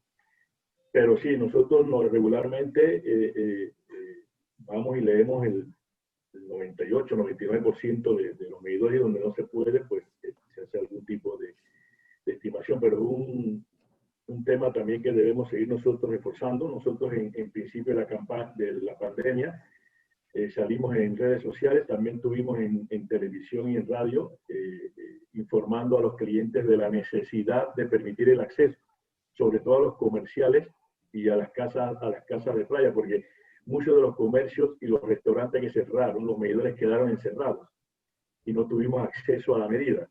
Como bien dice Esteban, con el regulador se buscó una alternativa para intentar reflejar el consumo durante la pandemia. Pero es cierto que si un cliente tenía, o un restaurante estaba cerrado al 100%, con la fórmula que se utilizó de estimación, es posible que le diera un consumo que para él todavía era alto porque estaba totalmente cerrado.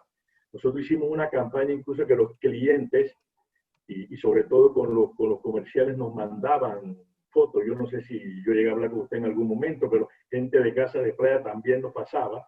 No tenemos acceso. Muchos de los medidores en la playa no tenemos acceso porque hay cercas. Unos están afuera en la cerca, pero muchos todavía están dentro. Cuando los clientes normalmente están los que cuidan en playa, podemos entrar. Pero el problema cuando eso pasa es porque no tenemos acceso al medidor y se estima el mes con base a la fórmula que ideó el regulador. Y luego, en la medida en que podamos entrar, automáticamente se corrige. Pero normalmente el 99% de los medidores se leen y reflejan el consumo que hemos tenido, que ha tenido el cliente. Igual tenemos con el prepago en menos proporción que ENSA, que ha tenido en Colón. Tenemos dificultades también importantes a la hora de instalarlo, y tenemos que también informar bien a los clientes, porque hay un rechazo al principio para el tema del prepago, pero en el prepago, igual nosotros, el cliente, desde que inicia el consumo, desde que digita el PIN de su compra, puede ver minuto a minuto todo lo que va consumiendo, cuánto le falta, qué tiempo le hace falta, si sigue consumiendo en la forma en que está consumiendo.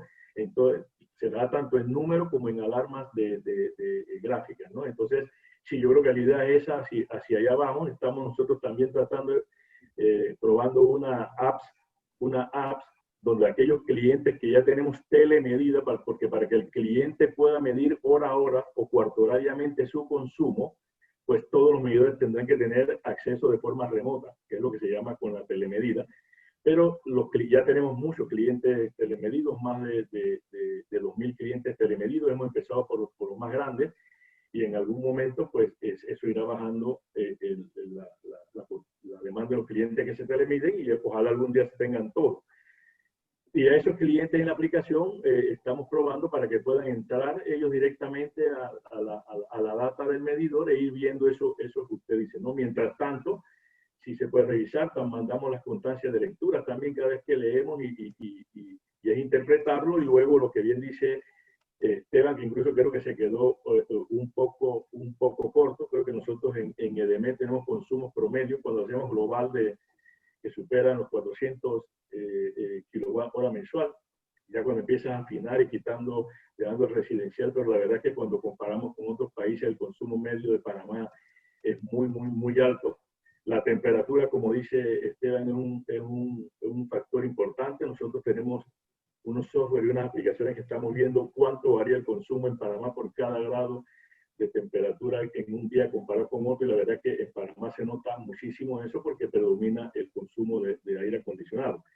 Pero reitero, también tenemos las auditorías que hace el regulador, se hacen pruebas los medidores con Senamet también, los laboratorios están certificados y casi el 100% se mantiene dentro de su clase. Por tanto, yo creo que sí es cuestión de seguir informando, seguir educando y que el cliente pueda, bien con información nuestra o bien él verificando su propio medidor, tener la seguridad que la distribuidora estamos facturando en lo que corresponde. Yo creo que tenemos cosas que me da la impresión por las explicaciones que ambos han dado, que parece que eso va a ser una clave muy importante para seguir evolucionando y para seguir entendiendo esto. O sea, el tema del medidor, de verdad, la primera vez en mi vida que vi un medidor prepago lo vi en Alto de los Lagos, una de las visitas que hice, unas transmisiones que hice allá, y yo mismo no lo podía creer, y además la señora dueña del apartamento me lo está explicando, o sea, que es fácil de entender el uso. Y en ese sentido, quiero conversar con Gerald Carril, porque Gerald, cuando estuvimos en Alemania, veíamos que en un apartamento una persona podía tener un panel solar y dice, no, con ese panel solar yo alimento la plancha. Sí. Otro nos decía que no, yo aquí escojo cuál es la empresa que me surte a mí, si es la empresa que da energía nuclear o si es la que da eólica, o sea, yo escojo. ¿Cuánto nos falta para llegar hasta esos niveles? Es una pregunta bastante compleja, diría yo, ¿no? Porque también depende mucho de voluntad política, diría yo. No me quiero meter mucho en ese tema, pero el concepto básico, desde mi punto de vista, es que en Alemania y en sociedades similares a esa hay un concepto instalado en la cabeza de las personas que es la democratización de la energía. ¿Ok? Entonces, ese es un concepto que claramente aquí en Panamá no se ha terminado o diría yo que no ha arrancado de propagarse en la sociedad en general, específicamente en la panameña. Entonces, partiendo del tema de la democratización de la energía, que se dan este tipo de oportunidades, en el cual las personas, como lo vimos allá, se agrupan, crean su propia generadora, pero sabiendo de que hay una garantía o una condición jurídica para poder comercializar esa energía. Cosa que aquí en Panamá, en generadoras de ese tamaño, por ejemplo, no sería tan fácil. Entonces, partiría yo de eso, de que no está instaurado ese chip de la democratización de la energía. Es que, Jerry, pareciera efectivamente que nos limitamos a esperar a que el Estado nos diga lo que hay que hacer, El Estado produce estos contratos leyes con empresas como las que tenemos aquí invitados hoy y otras más, pero siempre el individuo está a la espera que el Estado haga, el Estado diga. Y sí, es cierto, yo percibí eso también. Vi que esa sociedad alemana, coincido con esa expresión de que ha democratizado el tema de la energía, pero que lo tienen muy metido en la cabeza y lo tienen muy claro.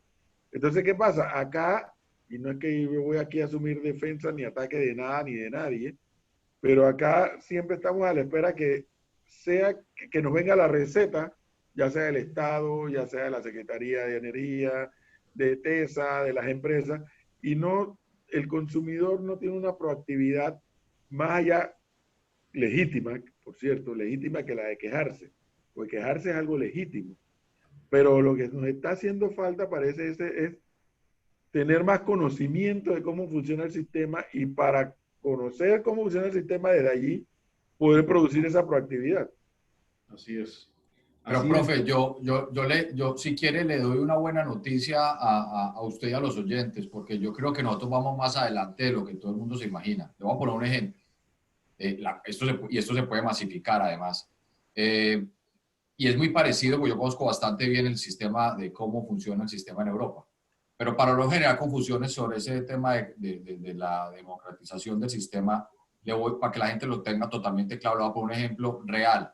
Hay un centro comercial en Panamá que él lo que hace es que tiene un medidor a la entrada, nosotros lo atendemos, y él hace la administración de ese centro comercial, lo que hace es que él atiende a todos los locales de ese centro comercial. O sea, el cliente, el gran cliente, es el centro comercial. Ya no es local por local, marca por marca, sino que hay un gran cliente que se asociaron entre todos los del centro comercial para tener una mejor energía, que es lo que pasa en Alemania. Entonces, ¿qué hace ese centro comercial? Ese centro comercial va, por ejemplo, a Celsia y negocia la energía por el consumo de todos. Entonces, tiene la posibilidad de conseguir un mejor precio en la generación, que eso es muy importante.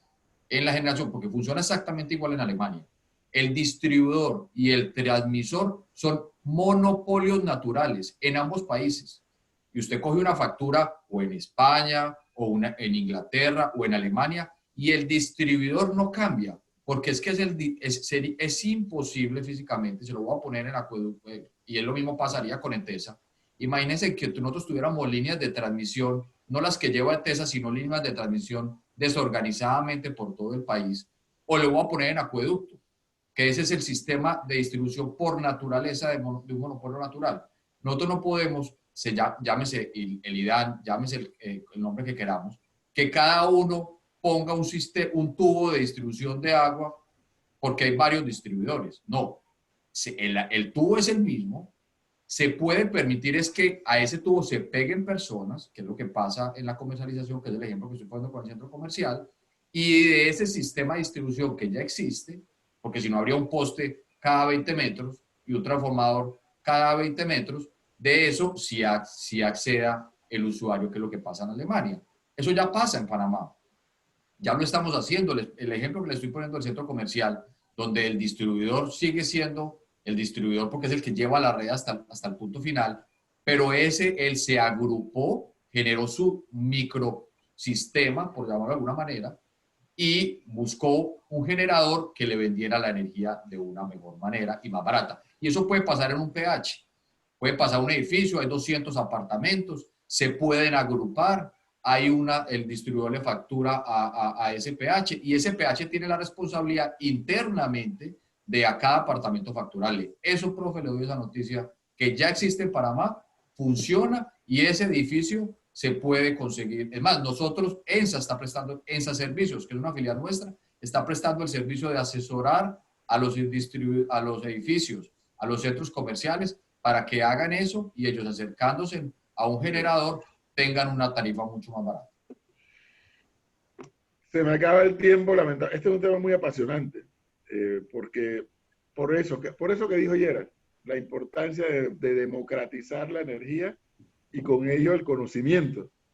no el conocimiento técnico de todos ustedes, que obviamente por razón de sus empresas lo dominan desde el punto de vista técnico, sino desde el punto de vista de, mira, yo sé que yo en mi casa consumo tanto, y como yo consumo tanto porque tengo horno eléctrico, porque tengo microondas, porque tengo aire acondicionado, yo sé que mi tarifa es tanto y que yo pago tanto, y estoy viendo que estoy pagando lo que estoy consumiendo. O sea, tal vez la palabra ayer era de democratizar el conocimiento, entonces, más que democratizar la energía. Don Javier Gutiérrez, de la empresa Celsia, ¿cuál sería una reflexión final en esta oportunidad? Gracias, profe. Yo me sumo al tema del cliente como centro de todo, porque al final del día han dejado, profe, y a todos los panelistas han dejado como un poco, aquí al final del día lo que necesitamos es que el cliente final tenga lo mejor en calidad, en servicio y en costo. Pero también en un punto, creo que tenemos que llegar a toda la población. Aquí no podemos dejar olvidado que casi está cerca del 8% de panameños no tienen el servicio de electricidad, y aquí hay que seguir trabajando en el tema de electrificación rural como un servicio público y básico. Ese es un tema que lo dejamos ahí, pero será para una siguiente reunión. Eso de seguir trabajando. El tema de democratización, yo diría que el mundo está cambiando hacia que el consumidor sea un prosumidor.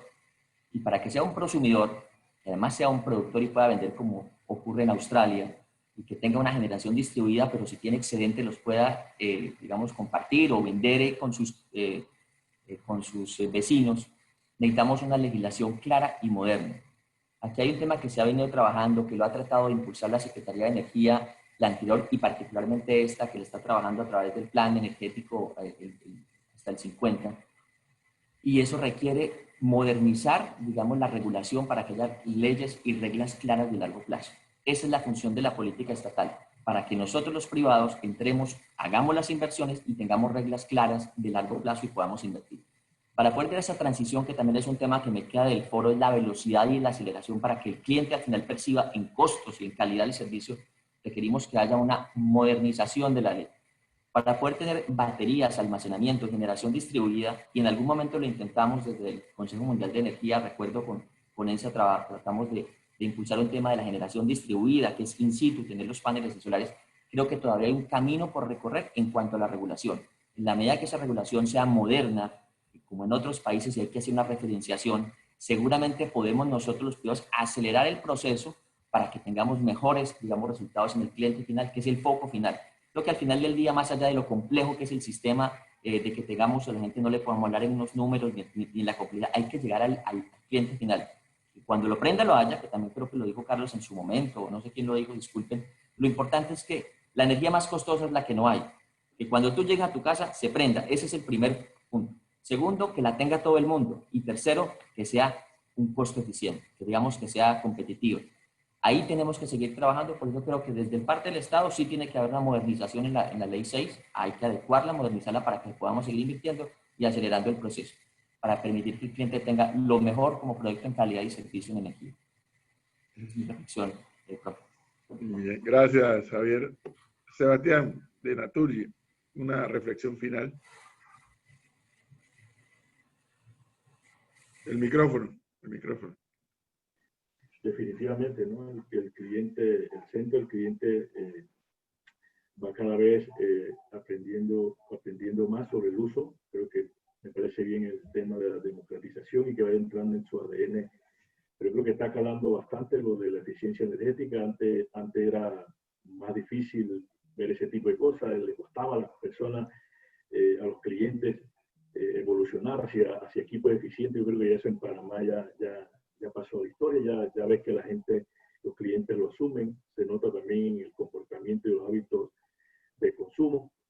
Sí tenemos en las empresas distribuidoras también que irnos adaptando, al igual que habla de la regulación a estos tiempos de la transición energética, porque ya eso está en Panamá. Nosotros, por ejemplo, tenemos ya más de 700 clientes que tienen paneles solares en sus techos, o sea, y eso hace un año eran 100 y en los últimos 18 meses se paró un poco con la pandemia, pero iba en un comportamiento casi asintótico, llegamos a más de 700. También tenemos los grandes clientes, también ha ido creciendo de forma importante.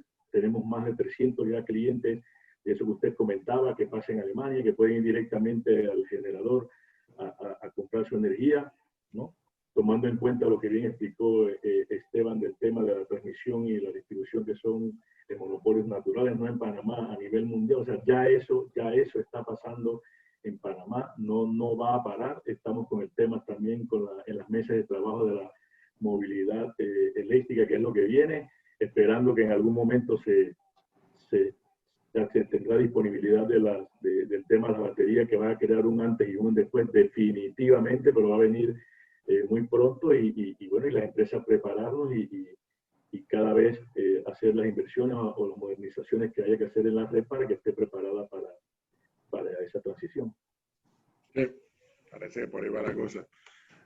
Don Esteban Barrientos, de ENSA, ¿qué no puede reflexionar al final de este ejercicio? Profe, yo creo que lo importante es el sector en general está trabajando y haciendo las inversiones importantes que se necesitan. Necesitamos definitivamente que la regulación vaya más rápido en su avance y que vaya acompañando más el tema de la modernización del sistema eléctrico y de todo lo que está alrededor de eso. Eso cobija indudablemente el tema de generación, cobija el tema de distribución y comercialización. Ahí necesitamos un avance muchísimo más rápido de la regulación y que vaya más acorde como con los cambios que se están teniendo en el mundo.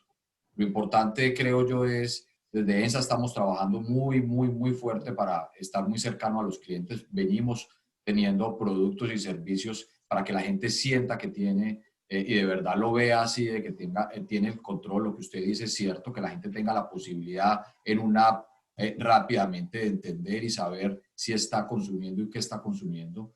En eso estamos trabajando nosotros de una manera importante. Necesitamos es que la comunidad también empiece a entender cada vez también más rápido de que la tecnología llegó para quedarse.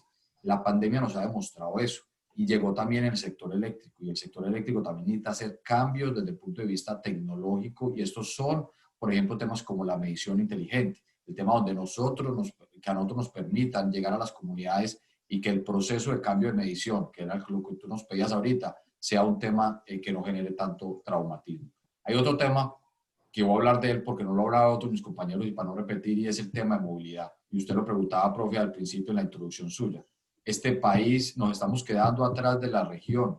Los otros países, Costa Rica, Colombia, tienen muchísimas más marcas de carros, de camiones, de buses, de todo tipo de fabricantes, ya ofreciendo al cliente final carros eléctricos de todo tipo de gamas, gama alta, gama media y gama baja.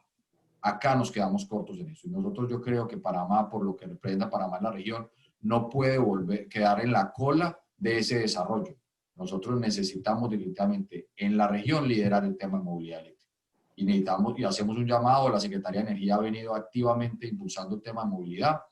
Creo que hay que seguir impulsando eso. Tenemos unos diputados que están muy metidos en el tema. Usted, profe, yo lo he oído que ha hablado del tema de carros eléctricos en varias ocasiones. Alemania es un ejemplo de carro eléctrico bastante importante y ahí tenemos nosotros un pilar muy importante en este gobierno y que tenemos que dejar por una vara muy alta y que es para el bien del país en general que la movilidad eléctrica se desarrolle como debe ser. Gracias. Efectivamente, Gerald, en este comentario final, más que hablar de Alemania, yo y siempre lo he dicho, en una ocasión que viajé a Medellín y fui a visitar la sede de la Empresas Públicas de Medellín, y después de ver todo lo que esa empresa significa, cuando fuimos al estacionamiento, porque íbamos a tomar un vehículo que nos iba a llevar, no me acuerdo a dónde, en el estacionamiento de Empresas Públicas de Medellín se me perdió la vista en la cantidad de conectores que habían para los carros de la empresa, que eran no sé cuántos carros, y en varias paredes habían los conectores para cuando el carro regresaba, conectaba ahí a cargar. Eso por un lado. Por otro lado, como se acaba de mencionar, el tema del carros eléctricos. O sea, Gerald, ¿qué más hay que hacer para traer carros eléctricos a Panamá? Que además, a precios razonables o a precios que compitan con el carro de gasolina. ¿Qué más hay que hacer para que en el PH donde vivimos, cualesquiera que vivamos ahí, hayan las conexiones para los carros eléctricos? E incluso lo que Gerald y los que estamos allá en aquella ocasión vimos, surtidoras de energía eléctrica en las aceras, pues, públicas. La persona va y conecta y listo, y sigue y carga. ¿Cuánto nos hace falta, Gerard? Bueno, como menciona Esteban, ¿no? Sin una regulación clara o sin una regulación firme, es muy difícil que se haga una transición ordenada hacia lo que es la electromovilidad.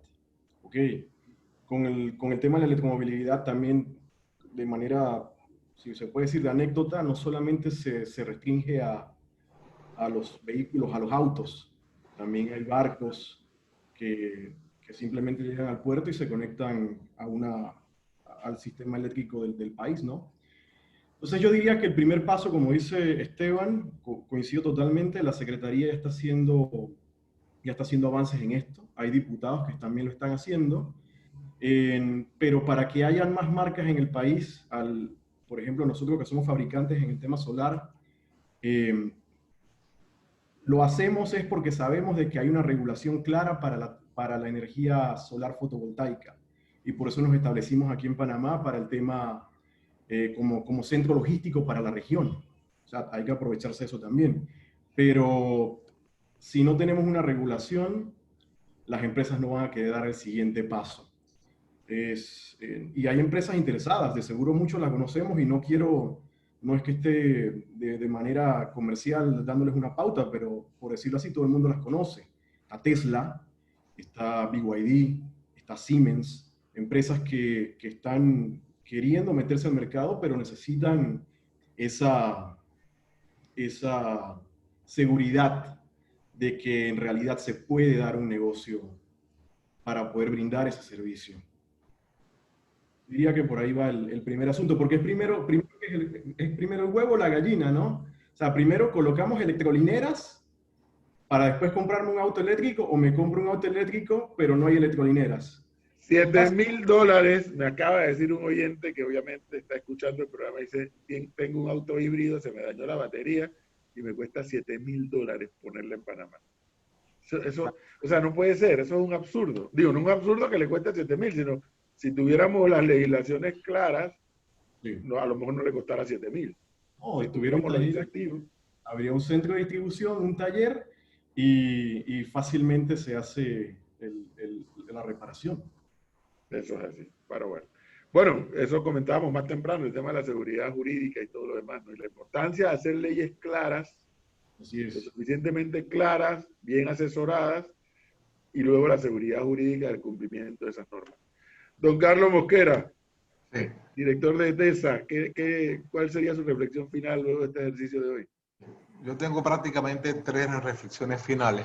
La primera es que más bien un mensaje de que estamos realizando las inversiones necesarias, planificadas con el tiempo suficiente para garantizar la operación normal de la red de transmisión de manera eficiente y confiable.